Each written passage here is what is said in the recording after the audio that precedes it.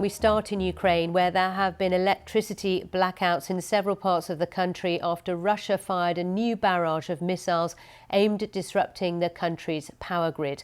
The worst cuts were in the east and south. The city of Odessa was left without any electricity. Those attacks came hours after explosions at two military airfields in Russian territory, which Moscow has blamed on Kyiv. Tom Brada has the details. An alleged Ukrainian drone attack deep in Russian territory. Unmanned drones were intercepted over two Russian airbases in Saratov and Ryazan, hundreds of kilometres from the border. The Kyiv regime, in order to disable Russian long-range aircraft, made attempts to strike with unmanned aerial vehicles at two military airfields.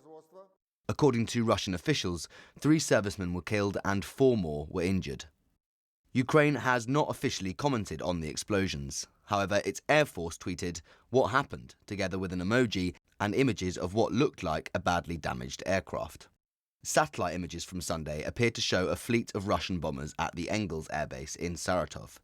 They're capable of firing cruise missiles, one of the key weapons used against Ukraine.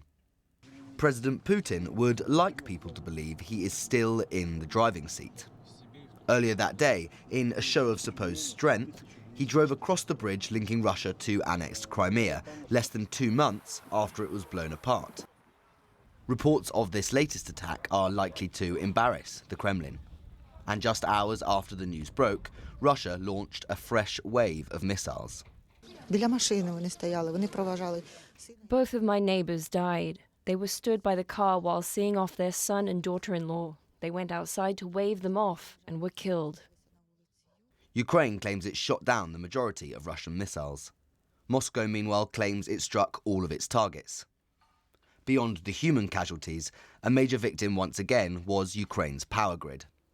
Areas in the south were left entirely without electricity, a potentially deadly problem as winter weather arrives. Russian terror affects Ukraine and neighbouring states. There are outages in Moldova, and this proves that the Russian strikes are harmful, not only to Ukraine, but to our entire region. Russia's coordinated assault on Ukraine's power grid began on October the 10th, just days after that bridge attack in Crimea. This latest alleged attack is perhaps another sign that the war isn't going quite as the Kremlin would have hoped. Tom Brada, BBC News.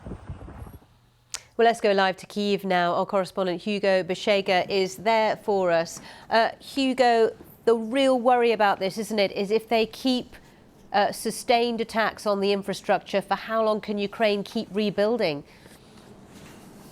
Yeah, I think that's the main question here. And what the authorities are saying this morning is that several regions could face emergency shutdowns today as a result of the attacks this morning that targeted power stations across the country. I think the most affected area was the region of Odessa in the south of the country, where water, heating, power was cut off. Also, the region here near the capital, Kyiv, was also affected yesterday. But I think last night President Zelensky said that most of the 70 Russian missiles that had been fired were intercepted by the country's air defense. And he also said that 4 people were killed in the attacks yesterday. But again, Russia is continuing with this strategy to attack this country's energy infrastructure as the temperatures continue to drop. And I can tell you it's incredibly cold this morning here in Kyiv, -7 degrees Celsius. So I think the question is how long the system will be able to cope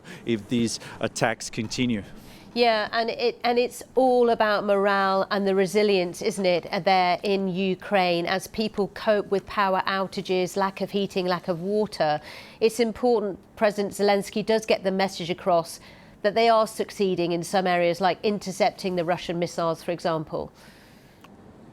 Yeah, and for weeks the Ukrainians have been saying that this is how Russia is responding to military setbacks on the battlefield, by attacking civilian sites and civilian infrastructure across the country. And they say that this is not only a strategy aimed at destroying this country's energy infrastructure, critical infrastructure, but also it is a strategy aimed at destroying the Ukrainian determination to fight and to continue resisting this aggression. And I've spoken to a number of Ukrainians, and they say that this is going to have the opposite result, that they will continue to resist and they will continue to support the Ukrainian army in this war against the Russians.